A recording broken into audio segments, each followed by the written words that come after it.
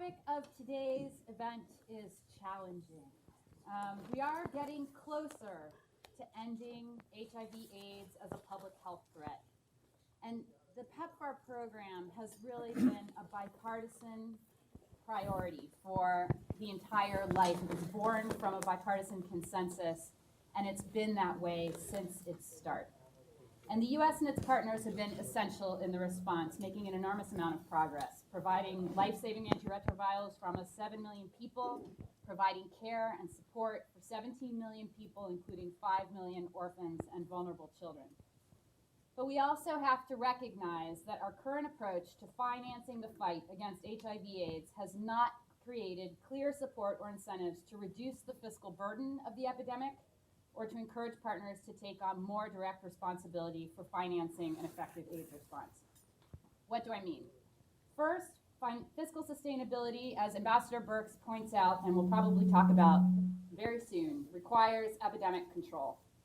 Only 56% of HIV-infected people in low and middle-income countries are currently on treatment. And that means that even if we reach the other 44%, we are going to have a growing number of HIV-infected people requiring treatment for the foreseeable future. My colleague Meadover has calculated that there will be a doubling of the HIV-infected population every 25 years, unless we get serious about prevention. The fiscal burden will continue to grow and not decline. Second, external funders like PEPFAR and the Global Fund currently shoulder an important share of the financing for HIV/AIDS programs in their partner countries. But we don't know the exact share given the lack of regular and accurate tracking of domestic spending on HIV/AIDS. But some analyses suggest that the fiscal space available is limited and insufficient for the most affected countries. So that means that greater efficiency is essential, but also that greater domestic funding should be a priority, as long as we understand the real space for such funding. So facing these two challenges today is this new partnership between the U.S. Department of Treasury and the PEPFAR program to support finance ministries to strengthen the efficiency and effectiveness of the health sector and the fight to end HIV/AIDS. You have everyone's bios. I think that you picked them up as you came in.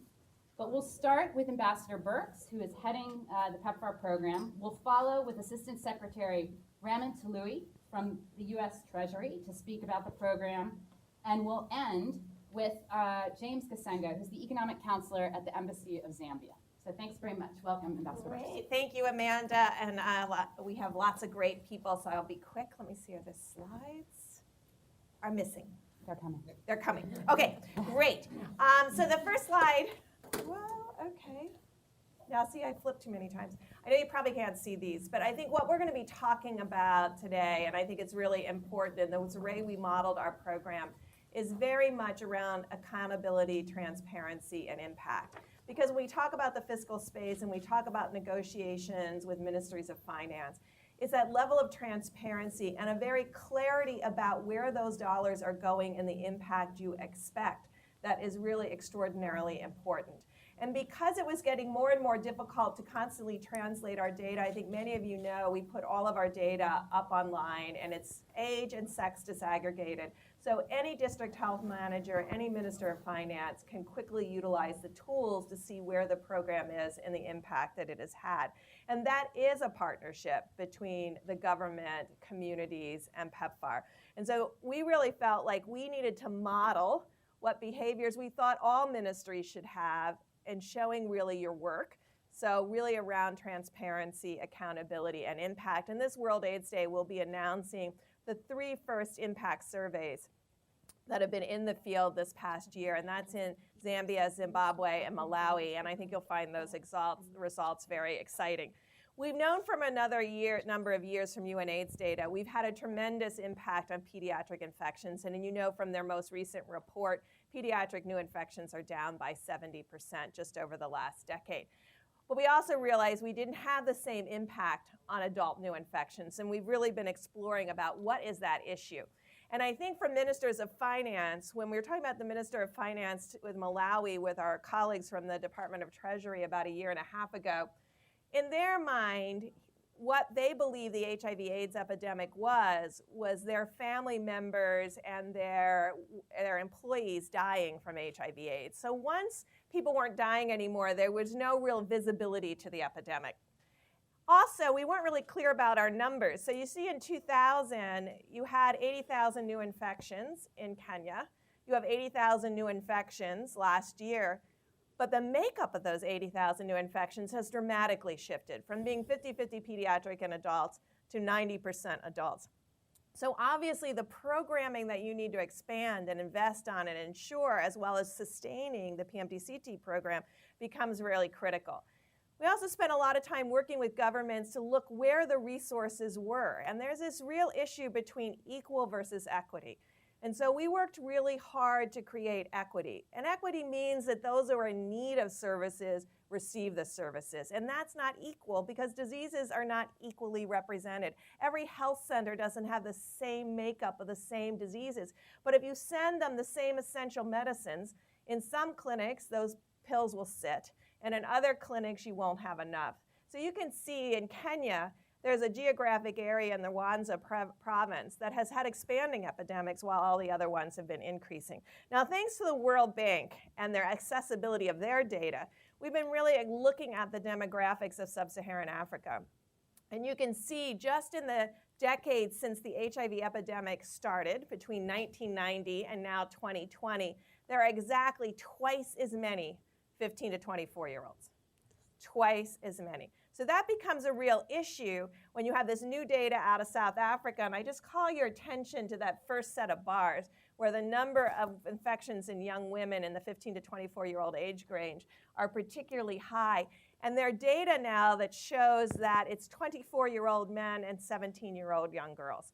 And so that dynamic has been ongoing for the last decade. And when you start looking at these surveys, and this is just a composite to get you interested in the World AIDS Day announcement, you can see that in our groups under 25, they don't know their status. So whereas we're reaching over 80% of people over 30 know their status in these three countries. And I just want to say that again. 80% of the adult population know their status and are getting referred to treatment. But less than half under 25 know their status. So now you have really three different epidemics going on.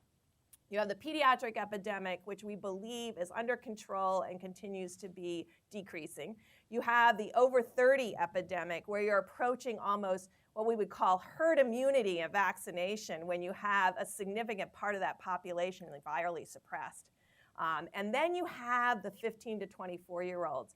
Who have this huge demographic number, ongoing transmission, and really a health system where there's no binding sites. So those are the kinds of discussions now we need with Ministries of Finance, because it's a discussion of investment in secondary school. It's a discussion, investment of gender equity. It's a discussion of VOTEC training and job opportunities for 24-year-olds. So the discussion is bigger than health, and I think that's why we're really excited about the program that we have in the field called DREAMS, and I won't spend any time on that in light of the time.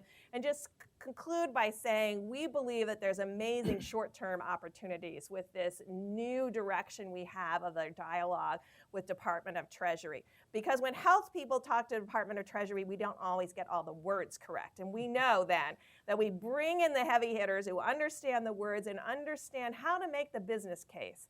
That these kind of investments in secondary education will decrease teen pregnancy, will decrease HIV risk, and really show the value for that money invested, and really have that dialogue about how you create a preventive health system for 10 to 25-year-olds, which we all know, no matter where you are in the world, don't interact well with the health system. So it has to be a different kind of interaction than the traditional maternal-child block. So these discussions, I think, is really an exciting juncture to really recognize the progress we've made and really hone in on the areas where we have difficulties and where we need to do more together. And we're excited about this new partnership.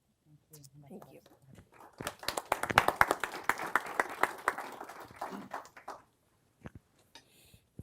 Good morning, everyone.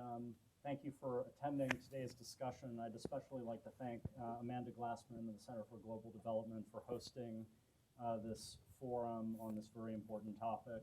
and also Ambassador Birx and Mr. Chaisenga for sharing, and all members of our panel, our upcoming panels, for sharing their important insights. I'd like to build on Ambassador Birx's opening remarks and provide an update on the U.S. Treasury's partnership with PEPFAR. This is a collaboration that was launched in May of 2015 to support finance ministries in low and middle income countries to improve the efficiency and effectiveness of health resources to fight HIV/AIDS. My remarks today will outline the motivations and objectives of the partnership, our work to date, and the path forward. So first of all, let me address this issue of why this partnership. Achieving an AIDS-free generation by 2030 will require dedicated efforts today. First, to improve the coordination, efficiency, and effectiveness of resources devoted to combating HIV/AIDS. And second, to strengthen the long-term sustainability of these efforts. We are all aware of the need for more resources to finance the HIV/AIDS response. By some estimates, current annual spending will need to increase by almost 40%, from $19 billion to $26 billion by 2020. Donors and partner countries alike must do their part to fund this effort. In an environment of plateauing donor resources, partner countries will need to take on an increasing share of the response and over time mobilize more domestic resources. Given these realities, it's also more important than ever to maximize the effectiveness of every dollar of limited resources. The Treasury PEPFAR collaboration is motivated by the premise that finance ministries have a key role to play in achieving these outcomes. To date, finance ministries have generally been less involved in decisions around HIV/AIDS, primarily because the majority of the financing from donors has been channeled through health ministries and other non-governmental organizations.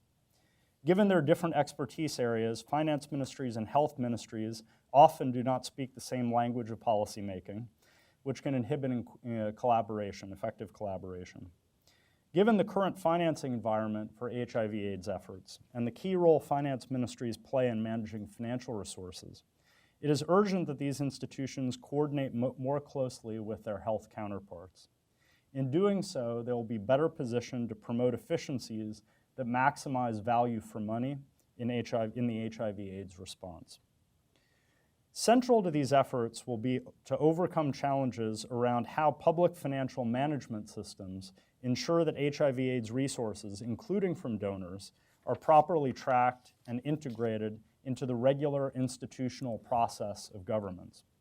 In many cases, this requires strengthening the underlying public financial management resources systems themselves, with an eye toward improving the budget formulation process, achieving transparent and efficient allocation of resources, developing robust budget execution systems, strengthening human capacity, and linking these systems to system-wide improvements in strategic programming and planning areas, not only in HIV/AIDS, but in the broader healthcare sector, and indeed in the broader governmental sector, as Ambassador Birx suggested. Governments are already taking steps in this area. For example, in Zambia, the Finance Ministry recently established a joint oversight working group on sustainable financing for HIV that will better coordinate and track resources from the government and development partners. To help address these challenges, the U.S. Treasury PEPFAR partnership leverages the Treasury Department's deep institutional relationships and policy dialogue with finance ministries, as well as Treasury's many years of experience providing technical assistance to governments to improve overall resource mobilization and public financial management. Treasury seeks to support finance ministries in PEPFAR partner countries to firmly establish three key pillars of a sustainable and successful financial response to HIV/AIDS. First, stronger public financial management of precious health resources. Second, improved engagement and coordination between health and finance ministries. And third, effective mobilization of domestic resources over time in close collaboration with donors. Since the partnership's launch 18 months ago, the U.S. Treasury has advanced these efforts by regularly incorporating this set of issues into our policy dialogue with finance ministries, most recently at the IMF World Bank meetings in October. In addition, the Treasury has sent technical teams on fact-finding missions to several partner countries to assess and diagnose the challenges facing their HIV/AIDS efforts. We've also held discussions with PEPFAR country teams, U.S. Embassy country teams, the Global Fund, and other implementing partners to discuss how Treasury could complement ongoing in-country work. As these discussions and assessment missions with our partners continue, the partnership is also entering its next and most exciting phase, involving the formal establishment of technical assistance programs between the U.S. Treasury and partner countries, which will enable the partnership to begin building the foundation for a sustainable financial response. I'm happy to announce that earlier this month, Uganda's Ministry of Finance and the U.S. Treasury signed the terms of reference for the partnership's first technical assistance program. This technical assistance partnership has multiple objectives. It aims to bolster Uganda's HIV/AIDS response through greater coordination and improvements in public financial management systems, as well as supporting the government's objective to forge stronger links among the Ministry of Finance, the Ministry of Health, and the country's STD/AIDS control program. A working group of dedicated business unit to monitor HIV/AIDS resources holistically and optimize programming decisions can help fill gaps in data availability, build a better understanding of off and on-budget donor support, and address other gaps that prevent Uganda from maximizing the impact of scarce financial resources in the fight against HIV/AIDS. As part of this effort, a Treasury resident advisor will be working alongside staff within Uganda's Ministry of Finance to support work to establish a business unit to monitor the country's HIV/AIDS resources. The resident advisor will also help develop a methodology for oversight and review of all these resources, recommend financial policies to ensure resources are allocated to high-impact activities, develop the ministry's capacity in financial and costing analysis, and recommend ways in which to incorporate on- and off-budget donor resources into the government's financial management systems. Taken together, we hope this collaboration will support Uganda's efforts to make the most informed decisions possible about the allocation and use of the country's HIV/AIDS resources, and ultimately to save more lives. We look forward to collaborating with the Finance Ministry of Uganda on this important effort, and my colleague Laura Trimble from Treasury's Office of Technical Assistance can provide additional details on this in the upcoming panel. More broadly, we hope that this project in Uganda is just the beginning of Treasury's collaboration with PEPFAR partner countries. I'd like to conclude by expressing my appreciation for the work that you are all doing to achieve the goal of an AIDS-free generation by 2030. As many of you know, global health and HIV/AIDS are new frontiers for the U.S. Treasury, and we're committed to robust engagement with our counterparts that will inform our efforts to complement the work that all of you are doing to save lives. We very much look forward to continuing this partnership with PEPFAR and our partner countries, and look forward to updating you on our joint successes in the future. Thank you very much. Thank you.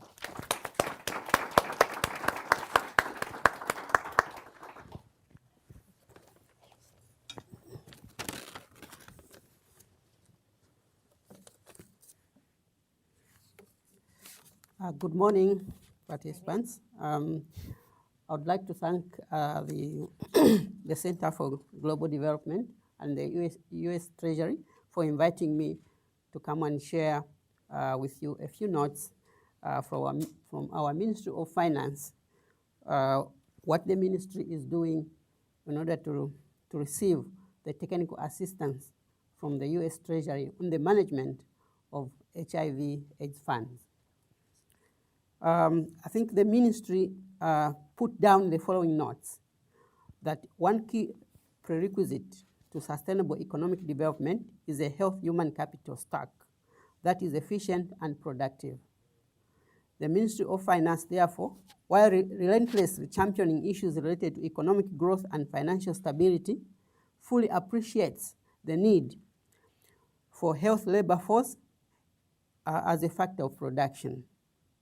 The Ministry of Finance also recognizes that the quality of health services, education, and other factors can critically impact the productivity of this human capital. The Ministry of Finance, therefore, unconditionally recognizes the importance of investing adequately in health and education from the economic development perspective. Despite the Zambian Treasury's efforts to cater for the health sector, it is clear that domestic resources alone cannot combat HIV, AIDS, malaria, TB, and many other diseases and challenges in the health sector. Further, government took note that the Ministry of Finance has not been deeply involved in acquainting itself with the implementation of programs in HIV and AIDS financing beyond the time of budget hearings when the government funds are provided. It has also not been acquainted with dealing with any changes of shortfalls that arises during the year in terms of financing in the sector. It has also not been acquainted with ensuring accountability for donor funds that are coming into the sector. It also needs to ensure that there are synergies between donor funds and GRZ and government funds. Also, it needs to getting up to date data on levels of assistance coming through state and non-state actors. It was further recognized that there were no systems for government to use in tracking HIV and AIDS financing to give the Ministry of Finance real-time data on evolution in terms of funding. Arising from the above, the Ministry of Finance, working with the USA government, came up with a health sector oversight working group. The group meets monthly and reports to a quarterly meeting of the Secretary to the Treasury and the American Ambassador to Zambia. The group's work involves working on improving data flows on resources, exchanging developments on program financing and focus, and identifying synergies and points of overlap in programming.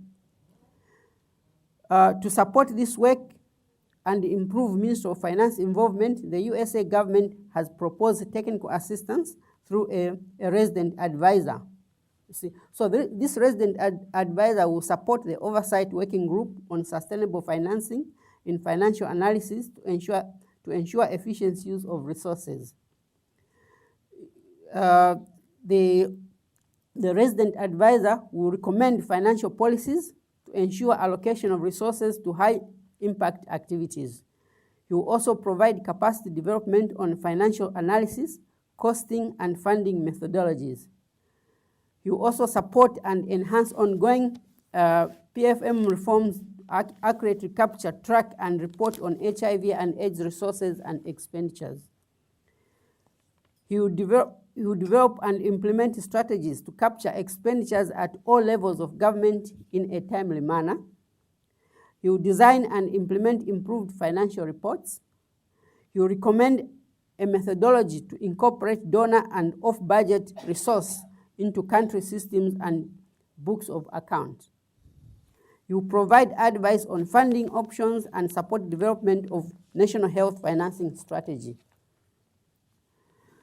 During the course of the terms of reference, there may be other areas upon which the Ministry of Finance would like to focus. The advisor is expected to be available to assist as need arises. The Ministry of Finance is in agreement to the broad terms of reference. The work of the technical advisor is in line with the work envisioned under the oversight technical working group, and is broad enough to assist in other areas that are equally important for public financial management, but are not directly related to the technical advisor. I think basically these are the notes from our Ministry of Finance in terms of the assistance that the Treasury and our Ministry have entered into in assisting the management of funds into the HIV and AIDS sector. Thank you. Thank you, Minister. Thank you, Minister Chisenga. All right, so I think we're We're going to have, we have an invited guest from the Ministry of Finance, Secretary of Treasury of South Africa, who will join us on video. So why don't we change out our panel while we hear a little bit from Mark Blecher. But are there any key questions? Maybe I could ask one question, though, before you go. One is that a lot of the measures that you're thinking of taking with this partnership are obviously very relevant for the HIV/AIDS response, but would have huge implications for the rest of the health sector as well. Is it the role of this Treasury person to look, or the advisor together with the Ministry of Finance, to look beyond HIV/AIDS as well? Because obviously there are competing priorities. Could you say something about that before we change I mean, out? I think that one philosophy I think that animates the initiative is that that these programs need to be embedded in the overall business of government and the overall public financial management. And so if you look at the terms of reference that have been developed for Uganda, it's basically embedded in the broader look at the public financial management system. And I think that similarly in other recipient countries, the most sustainable interventions, I think, are going to be ones that are tailored to assessing the effectiveness of resource deployment in the HIV/AIDS area, but also making sure that the broader public financial management system is compatible with the objective of maximizing return on investment in public health and public education, et cetera. So I think that these interventions will be tailored. Laura can talk in greater detail about this, will really be tailored to the needs of the country. Often those needs will be, the broader context will be, very relevant to them. Okay. And one question for you, Ambassador Burks and Minister Kasenga. When you think about one result that you want to see in a year or two's time in terms of financial sustainability, what would you like to see? Or that we in civil society, looking at this partnership and trying to assess whether it's making a difference, what should we look for? I think that parallel and now improved data systems that link investment to outcome and impact. And that whether that's investment in education, whether that's investment in the health system itself, whether it's investment in the laboratory systems that we invest in, or the human capacity, has to be linked to outcome. And I think if we can help generate that together, it will be a tremendous success.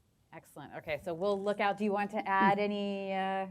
I think basically what we would want to see is the recipients I think should benefit the most from these funds, as opposed to where funds are spent mainly at a higher level, whether meetings, workshops, and so forth. I think the end user should benefit from these funds. I think that's a really excellent issue, and goes to the heart of the issue of efficiency. We don't know how we're spending necessarily every kwacha, dollar, et cetera. So we'll look into that. Well, thank you so much for our first panel. If we can get Mark Blecher on screen and the second panel come up. Is this working? Okay. Okay.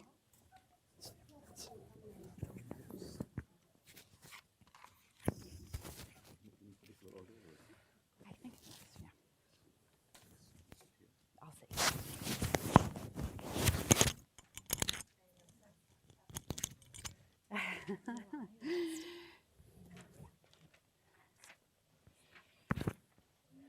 All right, so we'll start off really asking our panelists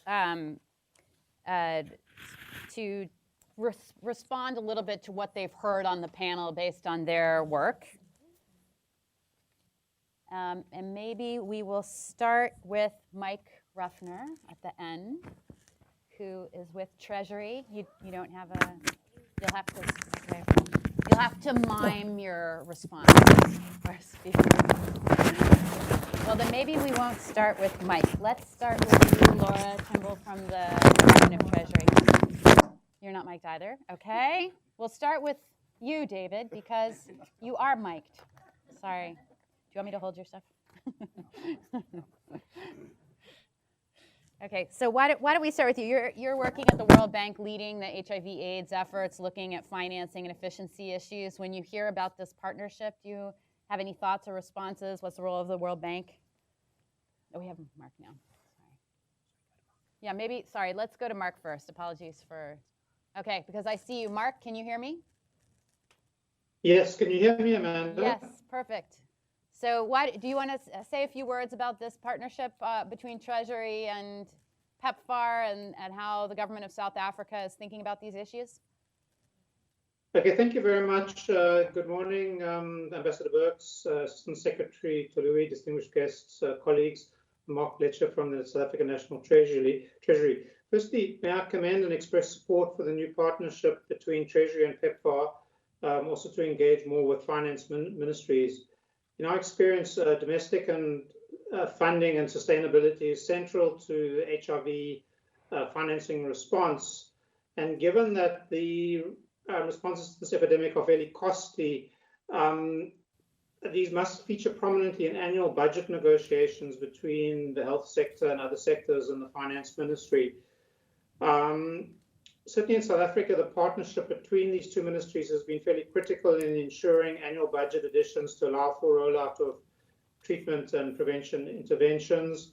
The role of civil society groups such as the Treatment Action Campaign have also played a very important role in getting government to do the right thing, as well as the courts and the Competition Commission.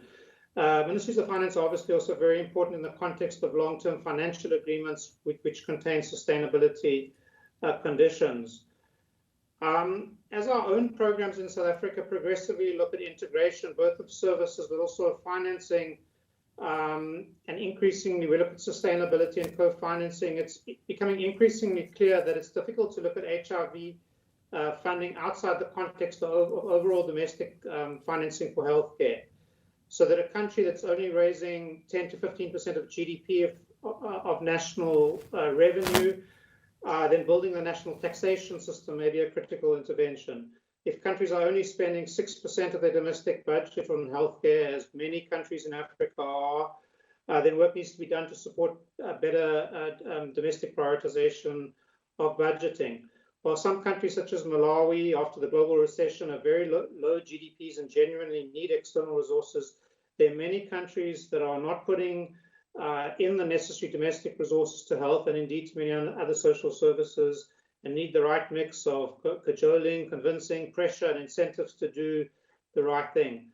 Part of this thing for ministries of finance is understanding and learning from successes elsewhere, learning from each other, benchmarking funding levels and good practices. In the negotiations that accompany large funding agreements, greater common understanding and commitment needs to be built on a desirable longer-term health financing pathway, also in the context of national and global commitments to UHC.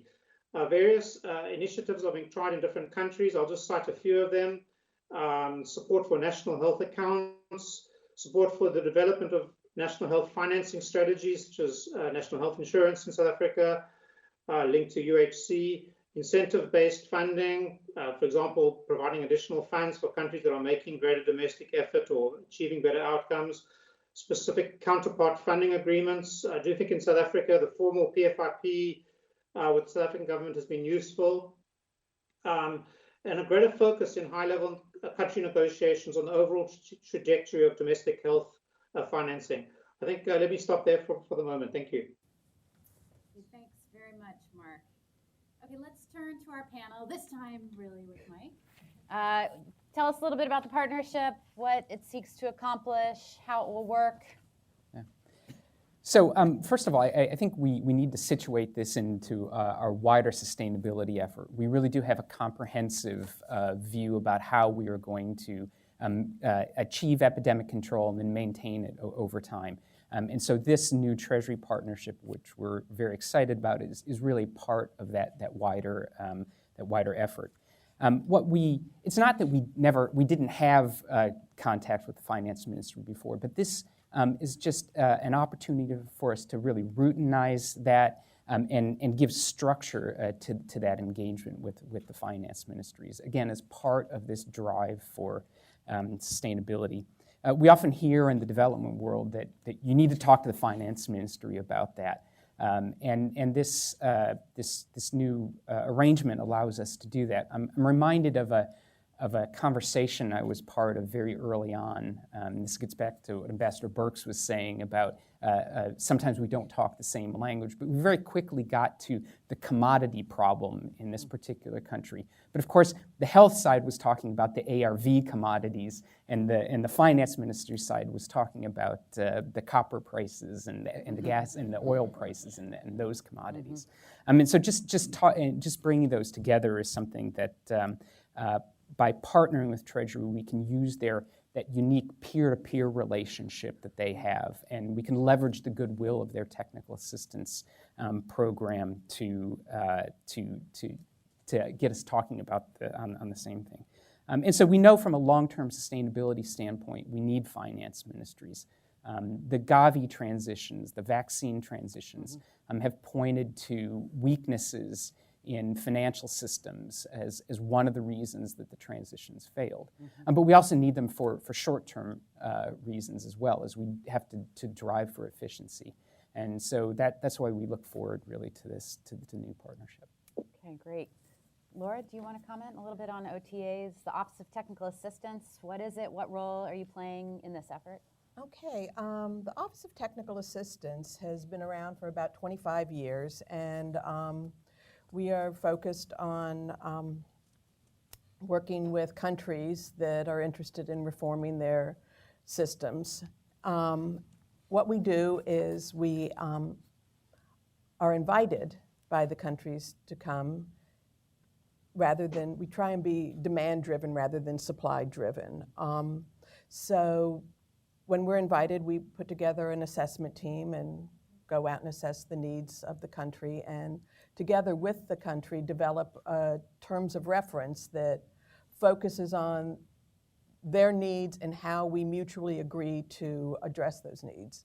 The programs that we put together, we try to be very practical, very targeted, focus on the basics, and at the root of it, that they be sustainable, that once we are done, the country can actually pick up the tools that we've transferred to them.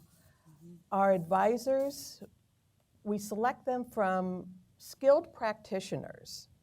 We like to hire finance directors, budget directors, people that have actually worked in these jobs, been responsible to their executive leadership as well as responsible to the legislative leadership, and can craft practical solutions with their counterparts. Once someone's identified, we want to make sure that they're a good fit with the country, so we have candidate missions so that both the advisor and the counterparts have a clear understanding of what's expected on both parts. Within 60 to 90 days of arrival in a country, the general terms of the terms of reference are expanded into annual work plans where the counterpart and the advisor are mutually responsible for the work getting done. It is not the advisor's work program. It is the program to implement a reform in the country. And then the execution of the project is the advisor sitting side by side with their counterparts on a day-to-day basis, working through the problems and transferring knowledge with hands-on, working together, some formal training, but a lot of it is peer-to-peer mentoring so that it's not separate from their work. They are incorporating what we are trying to achieve within their work products. We realize that sustainable reform isn't quick. Earlier someone said, what we expect in a year. Often systemic reform is a 3 to 4 year process, and that's Treasury's engagement. We are patient. You know, the counterparts that we have day-to-day jobs. They may not be working in the most efficient manner, but for us to come in and impose changes to their activities takes them away from their work, and we ultimately have to shift that work into a more efficient models. So Treasury does have the patience to sustain these efforts. Excellent. Thank you. Okay, Nanda, tell us a little bit that you're involved with the Sustainable Financing Initiative. I mean, as I mentioned, we're even if we're very successful, the fiscal burden will increase on the most affected countries in the near term. What, do you have any sense of, well, tell us a little about sustainable financing, but what was the time frame for this? There's more resources required probably in the immediate future. External funding will be, in an ideal world, sustained. It's probably not likely to be increased, maybe. But what's the outlook on this? I mean, what are we asking our partner countries to do? Sure. Let me give you a couple of minute background on how this whole thing evolved, and I really want to acknowledge and thank Ambassador Butts for believing in this. Thank you. So the basic premise is that with economic growth, we all know that spending on health goes up. It actually goes up at a rate that's faster than the rate of inflation, right? And so what we observed was that there is a lot of economic transition taking place in many of these countries. But over time, what we had done was donor money had come in and crowded out spending on health, which is a rational response from Ministries of Finance. But as countries evolve and grow, donors pull back very quickly. And the differential is actually made up by out-of-pocket increases in out-of-pocket spending. It takes quite some time for public financing to catch up and make up this gap. And our sense was that in order to leverage the economic growth of countries, one had to have a strategic engagement that focused on 4 specific components. One was, as Ambassador Burks and Mark and others have said, really good data that can be used to go and have a dialogue with Ministries of Finance and Health. The second was improving financial management systems and planning, period. The third was we can't ask for more money without focusing on efficiency. And the fourth one was how can we leverage the private sector to play a more important role. So we did all this analysis, and I still remember I went and we presented, I had the pleasure of presenting before Ambassador Burks, all the econometric modeling and all this stuff. And I said, Ambassador Burks, over a period of 5 years, if you give us the opportunity, we can do something different. And she looked at me and said, that's fantastic. Can you come back and tell me what you can do in 3 years? She's known for her patience. So we went back and we really focused in on looking at the macro fiscal environment and actually also looking at the political economy. You cannot divest these two. And now we have these in 5 countries that we have started. And I'll just share with you 2 examples. We are very focused on results that are sustainable over the long term. Vietnam comes to mind, where what we found was that HIV, though it's highly insurable in the Vietnamese context, does not find its way to any insurance programs. So that was our entry point. And one can already observe 2 things happening. One is the government of Vietnam is already putting more money in, but also the changes to the insurance system are going to lead to greater efficiencies and a net present value of over $200 million in domestic resources over a 10-year period. Right? Now, the link to Ministry of Finance is interesting because eventually, unless you convince them, you're not going to get more money. So one of the analyses we did was not what is the economic cost of investing in HIV, it was what is the economic cost of not investing in HIV. Right? So this is a very different question to answer, and we ran some general equilibrium models, and we were able to demonstrate significant impacts to GDP growth rates, to labor markets, and foreign direct investments. And this is the kind of information and data that Ministries of Finance like to see. So what we are observing is that this concept of shared responsibility is something that countries are in favor of, countries want to do, countries want to take on, and what they want is more strategic and more focused assistance or support to help them think through these things. And I think this is where really getting the Treasury's involvement is fantastic from a USAID perspective. Because the credibility that Treasury has and working through Ministries of Finance is something that is important. And we work closely with Treasury on this. And it's not about HIV, it's about improving systems as a whole, and then talking about increased investments going to health. but with a clear line of sight to HIV. Okay, great. That helps a lot. David, do you want to say something about the role of the World Bank in all of this effort? Sure. I think I would just say, am I mic'd okay? Yes. Great. I would say this is extremely timely, and I think we face a complex but ultimately manageable challenge if we get a lot right, but we can't afford very many mishaps. I think the first thing we need to stress is what an extraordinarily successful emergency response HIV has been and how we can be collectively proud of it. But we do need to move from an emergency to a long-term developmental approach. And I think that is going to be why this initiative is so important. To me, the single greatest challenge is if we compare the share of international assistance for health in general with HIV specifically. And in lower and lower middle income countries, it's typically about 20% for all of health, including TB. But it can be as high as 80 to 90% for HIV. And I think ultimately those figures need to converge, and we need to help promote that convergence. I think the next important point to stress is one that's been touched on, and that is how we can balance things out across the international system best. And if we do that right, we actually can be prepared for some buffets and shocks. And the reality is that upper middle income countries need to be progressing towards paying for nearly all of their responses. And that's by and large happening. Lower middle income countries need to step change up, not to 100%, but probably closer to 50 to 75%, and within a relatively compressed time frame. And then there are a category of countries that are residually poor, such as Malawi, for which we have no exit other than global solidarity, and I think we need to be frank about that. So what do we need to get right? Well, first, economic growth is going to be important, but it'll be no surprise to people in the room that our economic growth forecasts for Africa are not looking as good as they were. The Southern Cone has stalled, and that's the HIV epicenter. The rest of Africa, the IMF have downgraded to 4%, which looks good until we consider population growth, which is approximately 4%. So clearly, we need to focus on a growth that's not simply commodity-driven.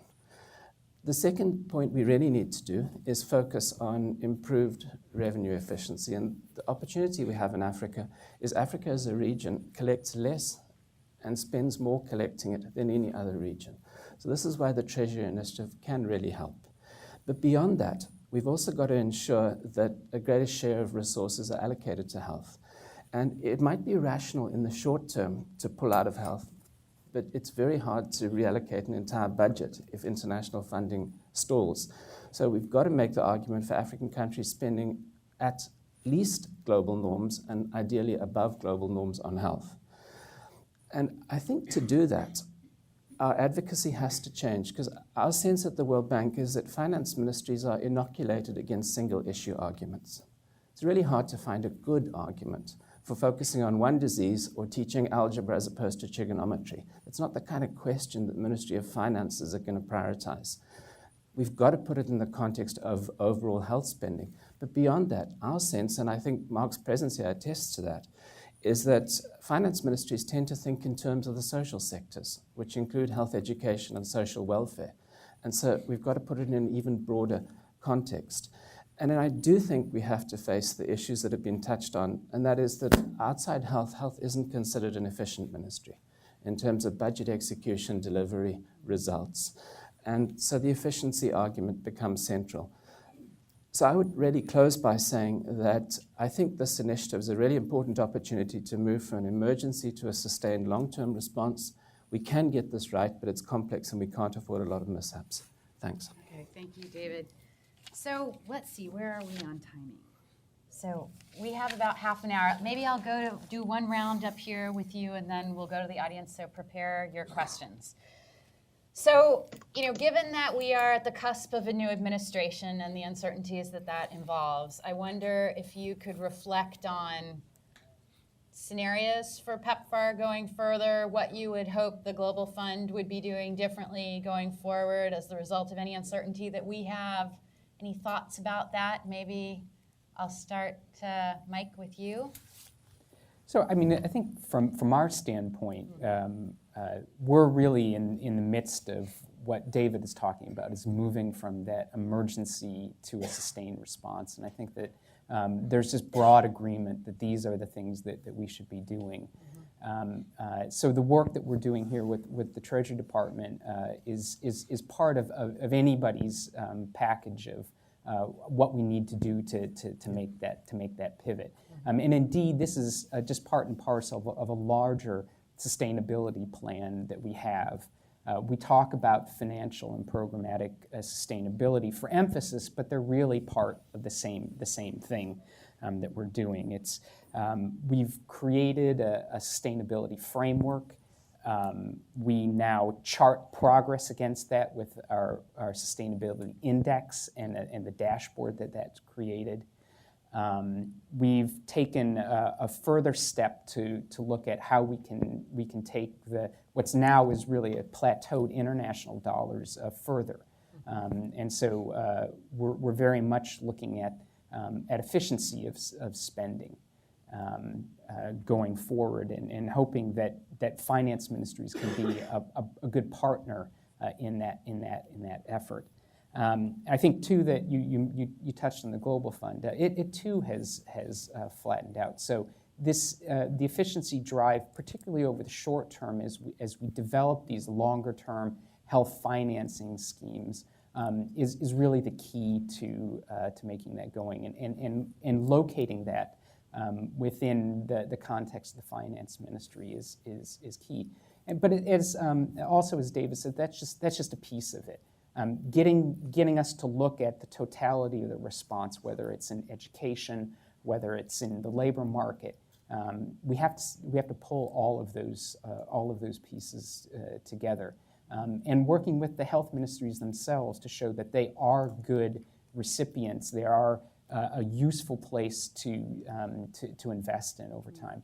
And so again, this is part of a much broader set of packages. The PEPFAR program, even though we're HIV specific, we understand that we need to get to for the long-term sustainability of the response. And here at the Center for Global Development, we've talked more about direct financial incentives for greater domestic co-financing. Have you considered that, or what's the role of the Global Fund in that effort? When we look at the composition of PEPFAR's spending, a lot of it is technical assistance and training and things like that. If we actually want to leverage a domestic spend on this, or greater domestic spend, especially in those lower middle incomes that have some capacity, not to finance everything, but they do have some capacity, what strategies would you see going forward, either from PEPFAR or from Global Fund or from others? Nanda? Do you want me? Let's just brainstorm. I don't know. No, I think that irrespective, you raised the question of today versus tomorrow, and irrespective of the fact remains that donor financing is not going to be sufficient by a long shot to meet the needs of financing of health and HIV. And so there is no option but to work with countries on a shared responsibility agenda. And the bulk of the financing has to come from domestic resources. So the real question is, how do you make that happen? Right? So it's what modality one uses has to be. What we have to do is manage for results, and the results have to focus on two areas. One is more money and better use of money, and as Ambassador Burke said, measurable impact of what the money invested brings, right? So I think what we would have to focus on going forward, whether it's PEPFAR, Global Fund, USG, or anyone else, is on these three dimensions, and having the data and the evidence, really, to demonstrate this increasingly.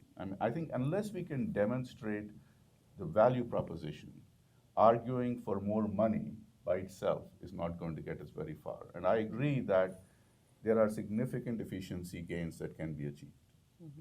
And I'll give you one example. In Kenya, as part of the SFI, when we worked with Ministry of Finance, and they put in $22 million for the response, the first question they said was, can you ensure that the money is properly spent? Right? So then the TA that was provided was to ensure that this money was actually properly spent, and the next year they put $24 million. So if you can demonstrate success, you are going to see that ministries of finance will get more responsive. But But increasingly, you're going to see that it's going to be the countries that will have to put in 50, 70, 75% of the responses. Mark, let me ask you, if you can still hear us, what is the size of the fiscal challenge that South Africa is facing? And do the new reform strategies that you're thinking of deal with this adequately, or what do you see as the outlook in South Africa? Well, South Africa does face quite a difficult period of fiscal constraints at the moment. We had our minister presented his medium-term budget policy statement to Parliament recently. We do have a fairly low growth scenario, but I think we do have a strong sense of responsibility that this is our problem as a country and that we need to deal with this problem. I think we have a strong sense of ownership. I think the PFIP, for example, did lay out a clear, sustainable pathway, one that could be predictable. I think PEPFAR did use incentives. They were happy with the way that SANAC and Department of Health and other partners were performing, and they felt they did want to support more interventions for young women and young girls, and so that was an incentive. But I think that South Africa does recognize there are other countries that perhaps are more needy than ourselves, that are much poorer than ourselves. If you look at, for example, the GDP of Malawi and compare it to ourselves, it's clear that changes do need to happen over lengthy time periods. We are in a period of massive expansion because our Minister of Health has announced test and treat. So we need to expand from about 3.4 million people on treatment to about 6 million people on treatment in a difficult fiscal climate. But we will do what we need to do.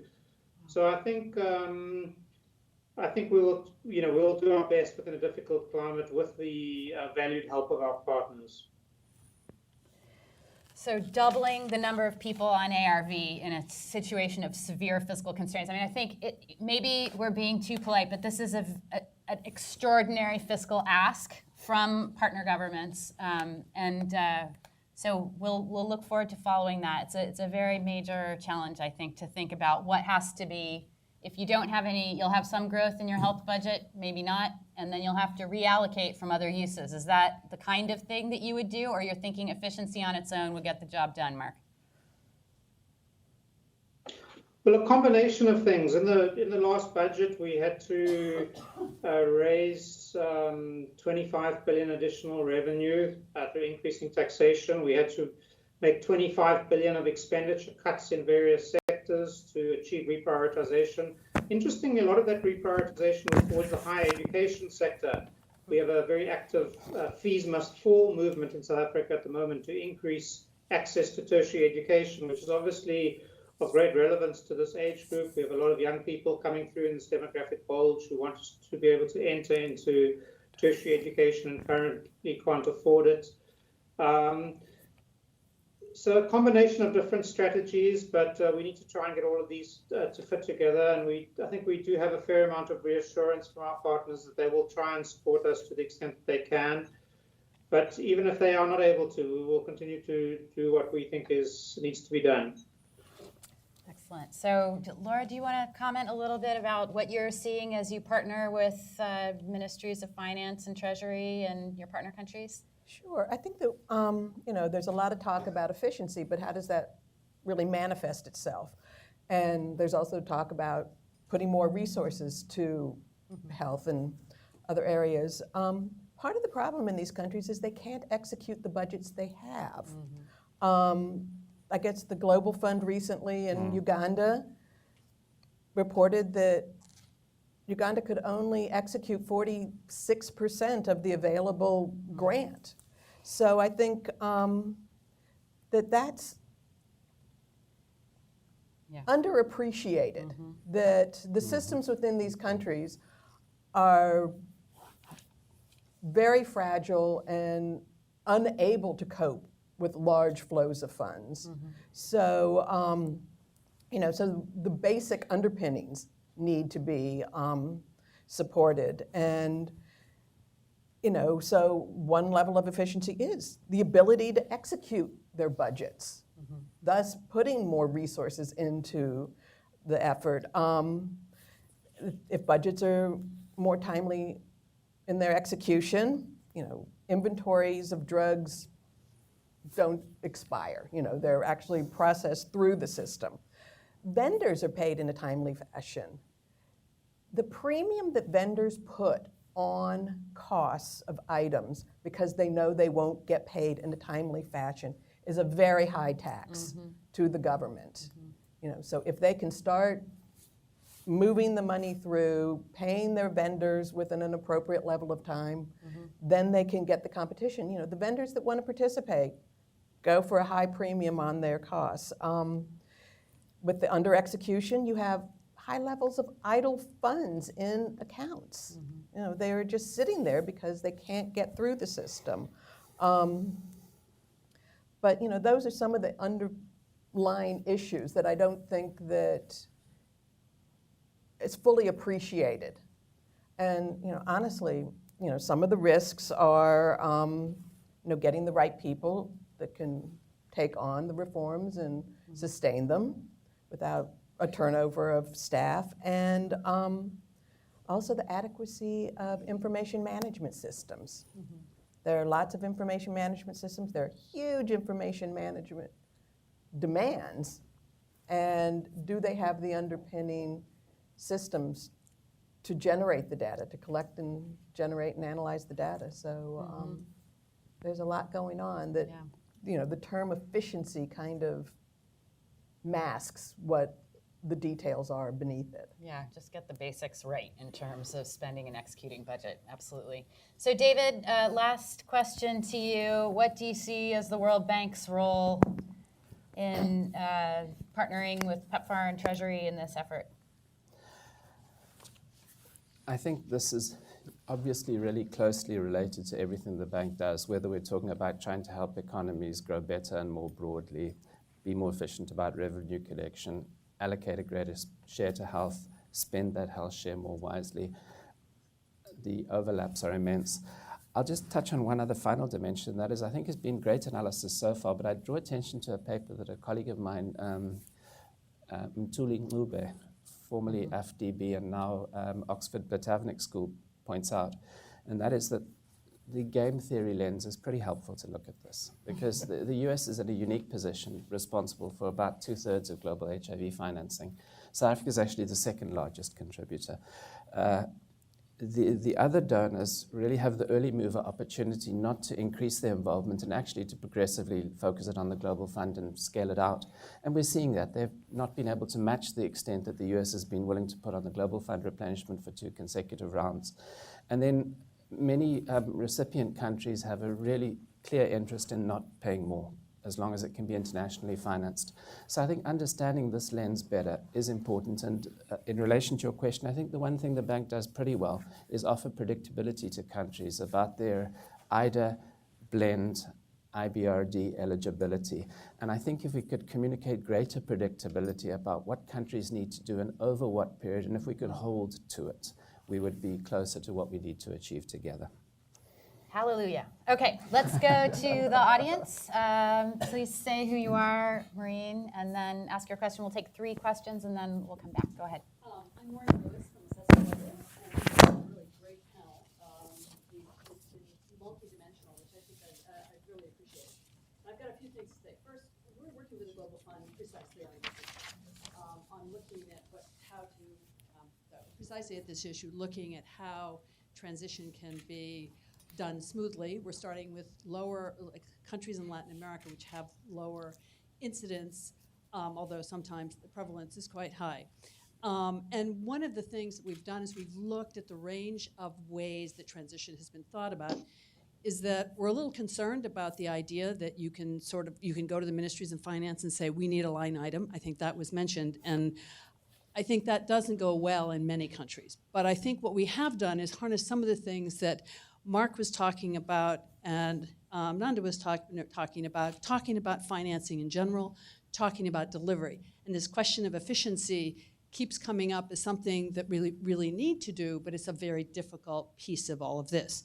But I think that one of the things that we've seen in terms of maintaining HIV is integrating it into the chronic care management. And something like diabetes is just prime for adding on something that is very similar, which is HIV treatment and following of the patients. That's not for the new patients, obviously, but for those on ARVs. So that's one thing. So the second thing, this was mentioned by Louise, that we've got a problem on the Ministry of Health side. And that, I think, is a really big issue. Having worked at the World Bank for many years, that is often the real sticking point. You can talk to the Ministries of Finance, they understand, but they can't talk to the Ministry of Health. And it's a little bit about this issue of efficiency and not really speaking the same language or really worrying about the same kinds of things. So I think that's something that I hope that can be added in. And again, the World Bank may be helpful in this because they have people who work in health who are on the ground. AID may be helpful because they have people on the ground. But I think trying to bridge that gap. We had a seminar about 10 years ago in Ethiopia for 8 countries in Africa, Ministry of Finance, Ministry of Health and Education, and oftentimes they'd never met. So this is really an issue. And finally, I just wanted to mention something that's ongoing, which is the Public Expenditure and Financial Analysis Initiative that the World Bank is carrying out for many donors, which is trying to look at some of the exact same things that Louise talked about in terms of expenditure, how you deal with that, and they've just started to do this for health. So this may be something that can be harnessed and used as part of the efforts here, because I think it's very complementary, could save some time and may be able to bridge some gaps. Yeah. So thank you again for the panel. Great, thank you. Here in the blue shirt, go ahead. Sorry, I make you walk around a lot.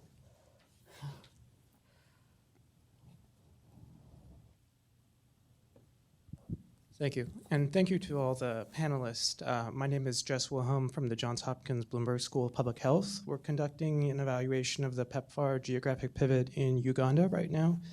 There's been a lot of talk about 3 years, 5 years, long-term structural issues, but this is something that's already occurring and has been occurring for years. In 2015, funding for HIV decreased internationally. And my question is, will there be a gap between the most optimistic case of domestic financing and the reality of pullback from donor countries, and what will happen in that time frame? Very good question. Okay, next. And then I'll go to Mead. Thank you. Sophie from DevEx. Question everyone's been asking is, what could this mean, the Trump-Pence agenda? Imagining probably not a reduction in the PEPFAR envelope, but maybe some realigning of what gets spent on. Would be great to hear some thoughts on that. Okay, so I thought well, let's take these 3 and then we'll go to Mead since he's my colleague. I can discriminate against him. So one question, I want to pick out a couple things that Maureen said. One is line item or no line item. What does that mean for a rational health financing strategy? Second, she mentioned the PEPFAR, this public expenditure and financial analysis, that is a standardized methodology that the World Bank uses. Is that something that would be used in the context of this new initiative?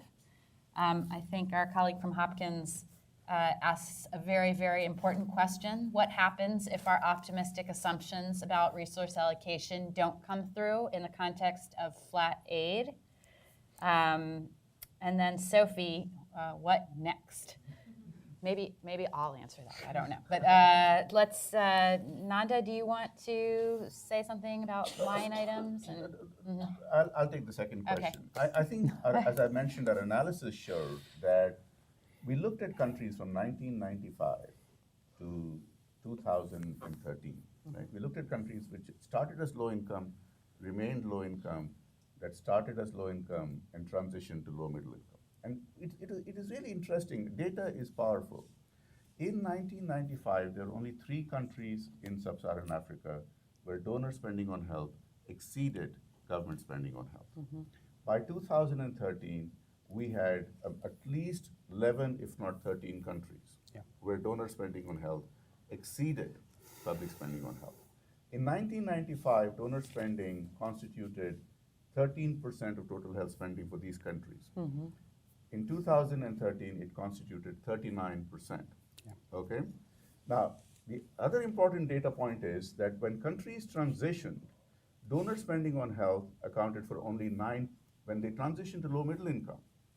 For those countries, donor spending accounted for only 9.5% of total health spending, and the pullback was quite dramatic. So there was no glide path to transition. Yeah, All right? You say, right. now you're rich, See we're ya. off, right? And so I think what is very important and critical is to consistently map. I mean, I think the point raised is very important, is to able to understand whether there's a glide path or a transition path, and be willing to make course corrections as we go along, right? It cannot be we are on one trajectory and that's where we're going. And so getting the data to make those course corrections is going to be supremely important. Okay. And we have history behind it. Laura, maybe the question about PEPFAR and Okay, as far as the PEPFAR analysis, whenever we do an assessment, we do a lot of research because we aren't interested in reinventing the wheel. So we always see what PEPFAR studies are out there and what they point to. So it's just part of the many tools that we use when we're trying to go into a country. On the issue of a line item, I think that the donor community could probably be a whole lot more efficient than they are. Everyone comes up with their own categories where, COFAG is the international system for classifying functions of government. And you can drill that down to sub-functions and go into programs and sub-programs. The line items for economic, the IMF puts them out in the general financial statistics. Every country is running their budgets according to those two international classifications. They have to. For IMF and other reporting, they must do this. I think that this community should build off of that structure that's already in place. Because again, the information management systems are primitive. The capacity of people are primitive. If they are constantly doing very specialized reporting for each donor, that's very inefficient and very labor intensive in ministries of finance that have very few skilled employees. So I think there are some efficiencies among ourselves to be gained from some classification structures that already exist. David, do you want to say something about this topic? Not this one, but if I could just touch on the Trump question? I can touch on the Devik's question, just from personal experience, having worked quite a bit with PEPFAR during the culture wars of the early 2000s and the disputes about the relative contributions of abstinence, behavior change, and condoms. I think what might give us a little bit of confidence this time around is the composition of HIV funding has changed so much. And the big item, whether for PEPFAR or governments, is treatment. And there's very broad agreement that that's something that we need to continue. So I'd really try and focus on the broad consensus that treatment really matters and is likely to be preserved. So that, just based on my own interactions over the last 15 years, is what I would stress. Makes sense. Other thoughts from the panel? Mike? Well, I just add about on the treatment point and getting back to the sort of the resource issue is that the reality is our funding has been flat now for several years, 5 or 6 years, as has the Global Fund. And we've managed every year to hit increasingly higher treatment targets every year. So we are, by definition, becoming more efficient. And we believe that there's further to go within that space. That only will take you so far, and this is where we need to start to we need to create that business case. With the finance ministries. We need to talk about the different things. We need to start to make those shifts. So we can buy ourselves some time through efficiency. But this is why the importance of starting that dialogue off now and building it over time is so important. Yeah. Mead, let's go to your question now, and then Jenny. So Yeah. This has been a very interesting discussion, and I'm really glad to have a discussion on the finance.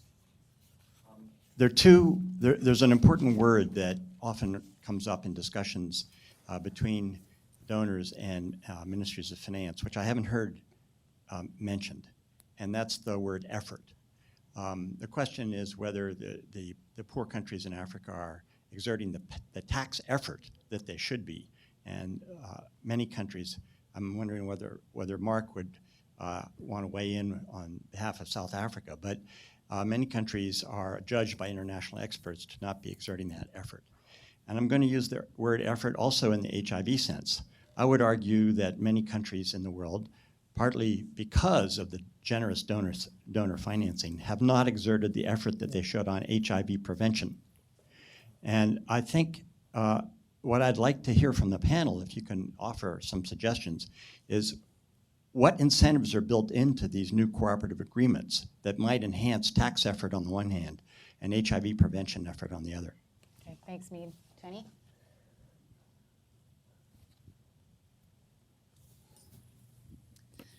Thanks, everyone, for your comments. This has been really helpful. I'm Jenny Ottenhoff from the One Campaign. We've talked a lot, I've heard a lot about results, and if we're putting more money into this, or any money that we're putting into this, needs to kind of be directly linked to results or impact. I'm wondering to that end if there's ways that donor financing can incentivize domestic resource mobilization. We've touched on this a bit, but I'm wondering if there are specific ways. Results-based schemes come to mind, cash on delivery, token for CGD. But would this work for health? Has it been shown at a big enough scale, or is it just not feasible at the stage that we're at in the AIDS response? Are there steps that be taken by donors kind of to that end? I'm wondering in the next couple of years, understanding that what Laura said, there's a lot that donors can learn from and maybe evolve from. So I'd love to hear your thoughts on that. Excellent. Go ahead.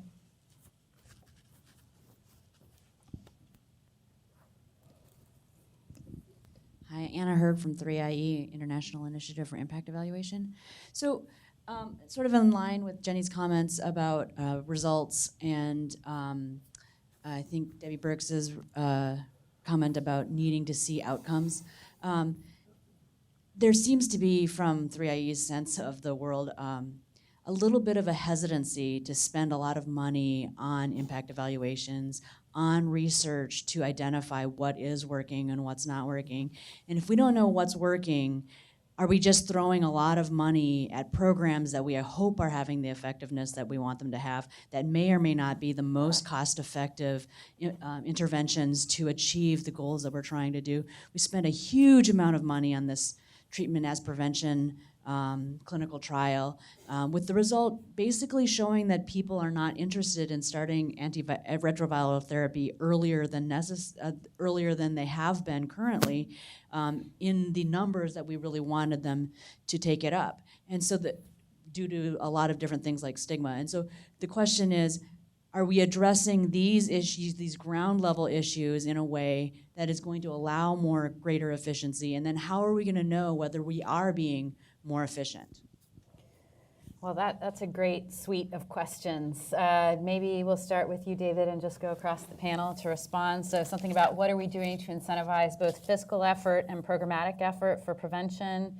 Will we see more of results-based funding? How could that work? Would it work in this context? And third, why so little impact evaluation, seeing that we have a lot of sticky issues in this area, adherence, early start, and others? Sure. You'll be glad to know I'm a big proponent of cash on delivery. I don't think that HIV prevention is necessarily the best case to use. The bank has done a lot of work on performance-based and results-based financing. I think that the conclusions suggest that we get a consistent and significant, but ultimately incremental, not transformative improvement on the order of about 10 to 15%, which isn't negligible, but neither is it fundamentally transformative.